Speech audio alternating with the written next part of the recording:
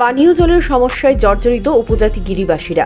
চিত্রটা মুঙ্গিয়াকামি ব্লকের নোনাছড়া এডিসি ভিলেজের প্রজা বাহাদুর মলসুম এলাকায়। গিরিবাসীরা পানীয় জলের সংকটে ভুগছে প্রায় দীর্ঘ বছর ধরে। এই এলাকার বেশিরভাগ পরিবারই জুম চাষের উপর নির্ভর করে জীবন জীবিকা নির্বাহ করে আসছে আদিকাল থেকেই। বিস্তীর্ণ এলাকা জুড়ে প্রায় 50 পরিবারের বসবাস। এখনো সেখানকার বিস্তীর্ণ এলাকার মানুষ জলকষ্টে ভুগছেন বলে অভিযোগ স্থানীয় এক গিরিবাসীর।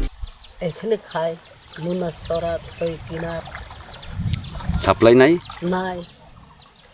সাপ্লাই আছে দিনে পাই রীতিমতো পায় না, 3 দিন মাত্র পায়। অত দিন সাপ্লাই উদ্বোধন হওয়ার পর কি 3 দিনই পাইছেন? এরপর আর পাইছেন? আর পাইতো না। ফাইলে ফাইও ভাইসা নারক ফুরু নারক ফুয়ার নারক যাতা আবো কুলাও যাতা। যে সাপ্লাই গাড়ি দেয় এটা জল আপনারা গ্রামে সবাই পুষে না? হয় না না পাই না। তো সবাই তো এই ছড়াতেই জল খায় না এখানের।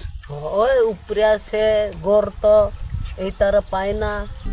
এলাকায় পানীয় জলের স্তর কোনো কালেই ঠিকঠাক ছিল না। যত দিন যাচ্ছে ততই সমস্যা বাড়ছে।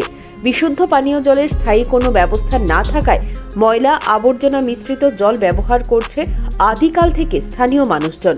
দীর্ঘ বছর ধরে পাহাড়ের গর্ভে গর্ত খনন করে জল সংগ্রহে পানীয় জলের চাহিদা পূরণ করছেন তারা।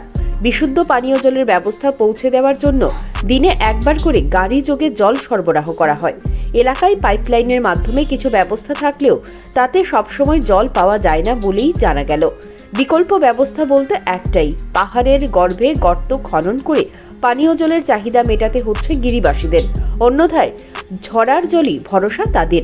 আঢাকা ও অপরিশ্রিত জল পান করে 8 থেকে 80 সকলের জলবাহিত নানা রোগের সংক্রমণ ঘটছে বলে দাবি স্থানীয় বাসিন্দাদের। এই জল পান করে অনেকে ভুগছেন পেটের সমস্যায়। এই সমস্যার কথা নেতা মন্ত্রীদের জানিয়েও কাজের কাজ হয় না বলেও অভিযোগ স্থানীয়দের। এই এলাকায় পানীয় জলের সমস্যা দূরীকরণে সরকারি হাত প্রশস্ত করার লক্ষ্যে আবেদন করলেন গিরিবাসীরা। Bureau report, news Prime Tripura.